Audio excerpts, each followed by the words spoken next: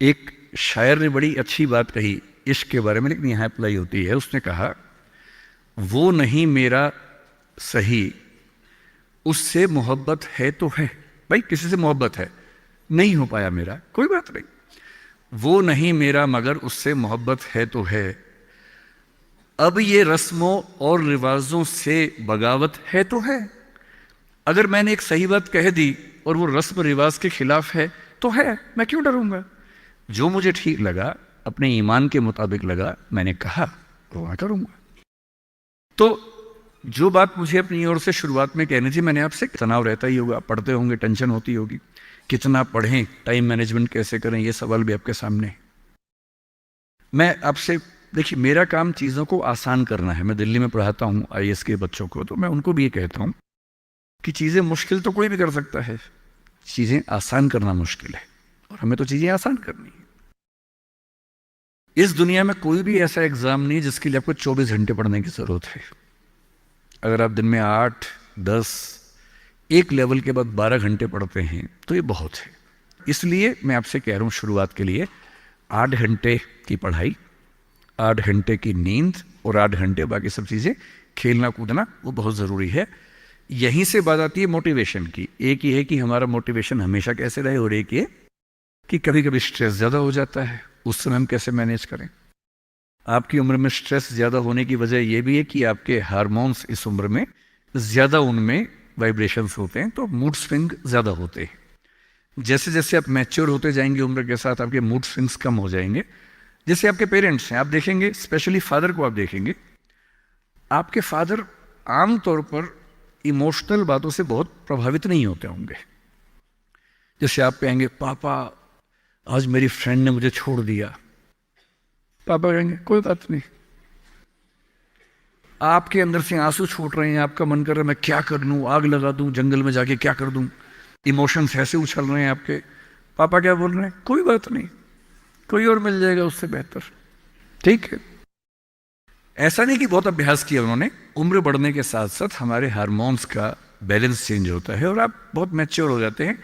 Mature होने का सबसे बेसिक मतलब है कि आप किसी इमोशन में बह नहीं जाते, आप खुद के ऊपर कंट्रोल बेहतर रख पाते हैं। तो उम्र के साथ होगा। लेकिन अभी जैसे डिमोटिवेशन आपको होता होगा, करियर को लेकर सवाल मन में आता होगा कि आईएएस बनूं तो कैसे बनूं, कितना पढ़ूं, कितना ना पढ़ूं, ये सब सवाल आते होंगे। मैं तो आईएएस के लिए पढ़ाता हूं। अगर आप आईएएस की तैयारी करेंगे तो इनडायरेक्टली कहीं ना कहीं मुझे उससे फायदा ही होगा।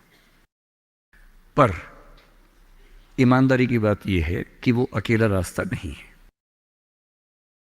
एक बात को ठीक से, आईएएस बनने का मजा क्या है कि आपका सोचने का तरीका बहुत साइंटिफिक हो जाता है। आप फैक्ट्स पे बात करते हैं, तथ्यों पे बात करते हैं, आर्गुमेंट से बात करते हैं, इमोशन से बात नहीं करते हैं, समझदारी से बात करते हैं। हमारे देश में जो आबादी है, वो आबादी, अब सेंसस जब भी होगा पता लगेगा, पर हम मान के चलते हैं कि वो आबादी लगभग 145 करोड़ के आसपास इस समय हो चुकी है। पूरे इंडिया की बात अगर हम करें, 145 करोड़ में से अगर मैं कहूं कि जो लोग 21 साल या 18 साल से मान लीजिए 30 की उम्र के बीच में है, इन 12 साल में है, मेरे ख्याल से ये आबादी भी कम से कम 12, 15, 20 करोड़ के आसपास तो होगी ही होगी। अगर ये 20 करोड़ लोग सोचे कि मैं आईएएस बनना है, या इनमें आधे भी सोच लें, 10 करोड़ सोच लें, आपको ये समझना है कि आईएएस पूरे भारत में कुल मिला के 6000 होते हैं, जिनमें से भी 5000 लोग हैं। आईपीएस भी इतने ही होते हैं, 5-6 हजार के बीच में होते हैं। अगर 10 करोड़ लोग सपना देखेंगे उन नौकरियों का, अगर मैं सारी सिविल सर्विसेज मिला लूं, सेंटर की, स्टेट की, सब मिला लूं, तो सेंटर की कुल 20 सर्विसेज मान लीजिए, सबका कार्डर अगर हम 5000 भी एवरेज रखें तो 1 लाख लोग होंगे। आपके स्टेट का मान लें, स्टेट में मान लेता हूं कि 2-3 हजार लोग होंगे जो सरकारी नौकरी में ठीक पद पे होंगे। उससे ज़्यादा का तो कार्डर नहीं होना चाहिए, क्योंकि स्टेट बहुत छोटा आपका है, आबादी बहुत कम है।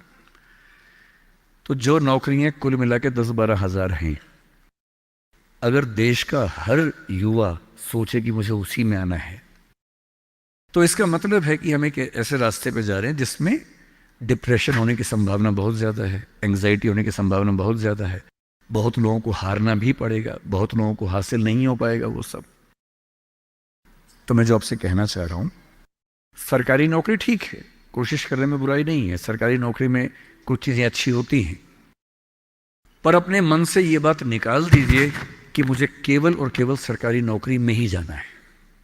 दुनिया में तमाम रास्ते हैं और मैं कुछ रास्ते आपको हिंट करता हूं इस चीज का। जैसे मैं खुद एक एग्जांपल हूं, मैं सरकारी नौकरी में रहा, मैं दिल्ली यूनिवर्सिटी में लेक्चरर था, पहले असिस्टेंट प्रोफेसर था, 2 कॉलेजेस में पढ़ाया मैंने वहां।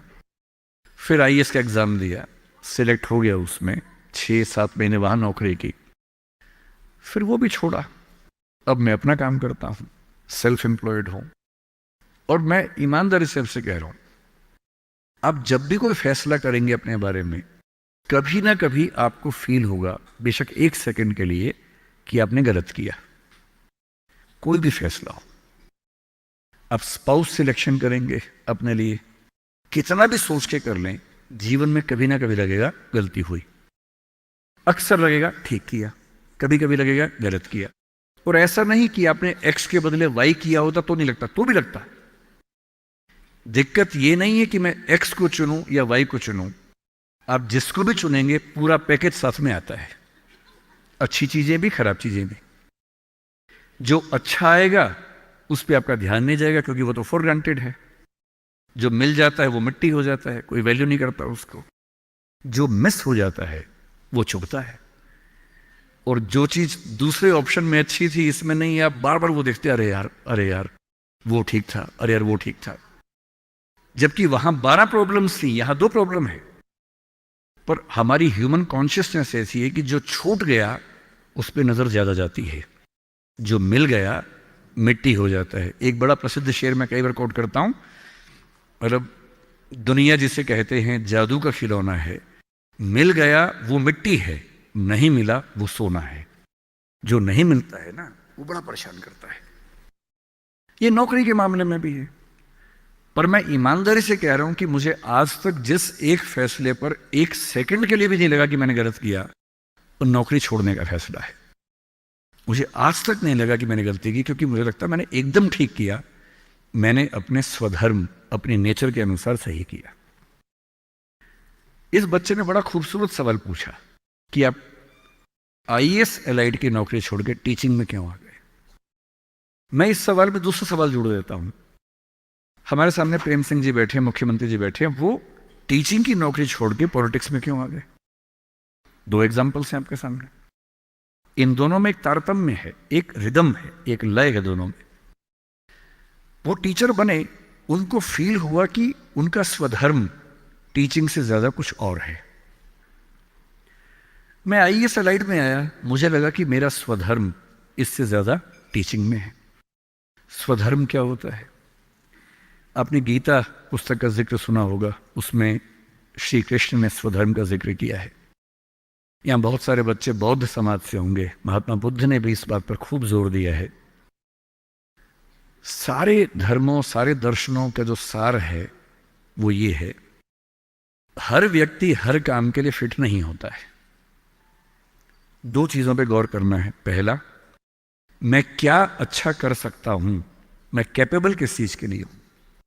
दूसरा, मुझे क्या करने में मजा आता है। और जहां इन दोनों का इक्विलिब्रियम हो, जहां ये दोनों बातें मिल जाएं, वो आपका स्वधर्म है। यानी जैसे मैं सिंगर बनना चाहता था, पर मैं इतना गंदा गाता हूं कि मैं जब घर में गाता था, मेरे पेरेंट्स बोले तो मैं भारतीय सेना में चले जाना चाहिए, बिना बंदूक के विदेशी की तरफ देख के गा देना, बस वैसे ही मर जाएंगे सारे के सारे। सही बात है भाई, ये भी ठीक बात है। तो मेरा मन था कि मैं सिंगर बनूं, पर गला कौवे जैसा भगवान ने दिया, कोयल जैसा नहीं दिया, तो मैं सिंगर नहीं बनूंगा।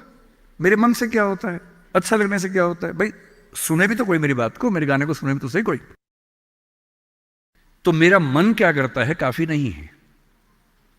2 चीजें हैं, मैं क्या कर सकता हूं। मैं बचपन से स्कूल में डिबेटिंग करता था, मेरे पेरेंट्स ने मुझे बड़ा सपोर्ट किया, और बचपन से ही मेरे पेरेंट्स ने, टीचर्स ने कहा कि तुम कुछ ऐसा करना कि मंच पर रह सको, पॉलिटिक्स में जाओ, एमपी बनो। तब मेरा मन भी पॉलिटिक्स में आने का था, स्कूल लाइफ में बहुत ज्यादा मन था उस समय, बाद में नहीं रहा। तुम पॉलिटिक्स में जाओ, तुम वकील बनो, क्योंकि जब कोर्ट केस लड़ोगे तुम्हें बोलने की ताकत भगवान ने दी है, उसका इस्तेमाल करो। या टीचर बनो। टीचर की छवि हमारे समाज में बहुत अच्छी नहीं होती थी, हालांकि मेरे पेरेंट्स टीचर ही हैं दोनों, पर हमारे समाज में टीचर की छवि होती है। और हमारे देश का दुर्भाग्य है कि जो प्रोफेशन देश को गढ़ता है उसकी छवि बहुत अच्छी नहीं है। टीचर बनना बहुत लोगों का सपना नहीं है, मेरा तो है। और मेरा स्वधर्म, मैंने महसूस कर लिया कि मेरा स्वधर्म टीचिंग है। और स्वधर्म का मतलब वही दो बातें जो मैं कर सकता हूं और जो मैं करना चाहता भी हूं। आपके मुख्यमंत्री जी अच्छे टीचर रहे होंगे, पर उनको बार बार मन में आता होगा कि मैं जनता के बीच जाकर उनके साथ काम करके क्यों ना कुछ ऐसा करूं कि पॉलिसी मेकिंग में आऊं। उनका स्वधर्म उनको वहां खींच के ले गया, तो उन्होंने वो किया। और इस दुनिया में जो भी सफल इंसान आपको देखे, कोई भी सफल व्यक्ति देखे, किसी भी फील्ड का हो, आप हमेशा देखेंगे वो वही व्यक्ति है जो अपने स्वधर्म पे चल रहा है, जिसने वही रास्ता चुना जो उसकी क्षमताओं यानी कि कैपेबिलिटीज और उसके इंटरेस्ट यानी कि उसकी इच्छाओं से मैच करता था। तो आप सबसे मैं कह रहा हूं कि आईएएस या पीसीएस या सरकारी नौकरी की अंधी दौड़ में मत दौड़िए। मैंने बहुत सरकारी नौकरी वालों को देखा है दुखी रहते हुए। सरकारी नौकरी में है, अच्छा वेतन है, तब भी दुखी है, क्योंकि वो नहीं कर पा रहे जो दरअसल करना चाहते थे।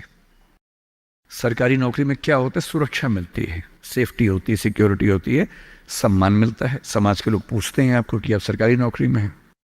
गस्टेड ऑफिसर होंगे तो स्टैंप लगा के साइन करने की ताकत आ जाती है। आप